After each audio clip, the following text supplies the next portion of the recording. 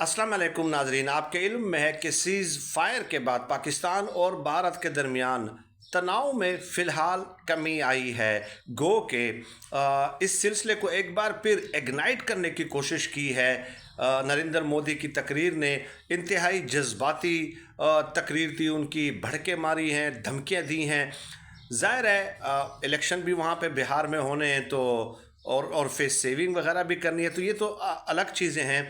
लेकिन अब इंटरेस्टिंगली ये देखना होगा कि आज पाकिस्तान की सियासत के लिए इमरान ख़ान साहब के पर्सपेक्टिव में अहम तरीन दिन है, क्योंकि आज अलीमा ख़ानम की मुलाकात भी करानी है इमरान ख़ान साहब के साथ। तो ये देखना होगा कि क्या ये मुलाकात करने दी जाती है या नहीं करने दी जाती।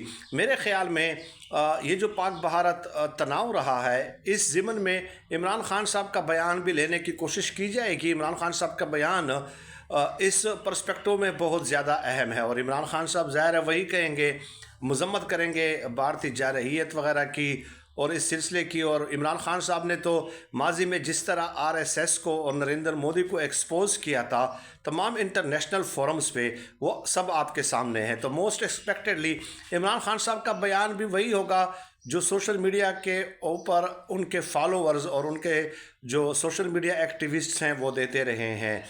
लेकिन दूसरी तरफ अलीमा ख़ान ने बहुत बड़ा एक बयान दिया है कि इमरान ख़ान साहब की रिहाई का फ़ैसला हमने करना है, और इमरान ख़ान साहब की रिहाई उस वक्त होगी जब पूरी कौम मुत्तहिद होकर इमरान ख़ान साहब की रिहाई के लिए बाहर निकलेगी। हम इमरान ख़ान साहब की रिहाई के लिए तहरीक चलाएंगे, हमने ये फ़ैसला किया है, और जिस दिन हम बाहर निकल आए उसी दिन ही इमरान ख़ान साहब जो है रिहा हो जाएंगे। नो लेट अस सी।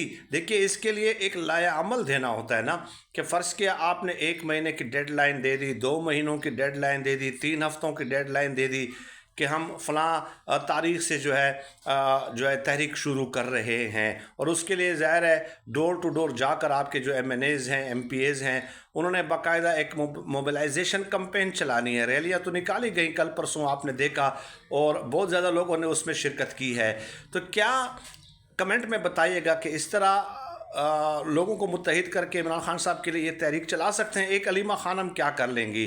दूसरी तरफ जुनैद अकबर साहब को ये कहा गया है कि आप PAC से की चेयरमैनशिप से इस्तीफ़ा दे दें और एहतजाज के लिए लोगों को इकट्ठा करने का काम करें। तो आज उस हवाले से भी अगर मुलाकात की इजाज़त दी जाती है, क्या इमरान ख़ान साहब इस्तीफ़ा मांगते हैं उनसे या नहीं? क्योंकि अलीमा ख़ान के ज़रिए ये पैगाम पहुंचाया तो गया है जुनैद अकबर को, लेकिन जुनैद अकबर साहब कह रहे हैं कि मेरे ख़िलाफ़ साजिशें हो रही हैं। तो ये इस्तीफ़ा आज आएगा या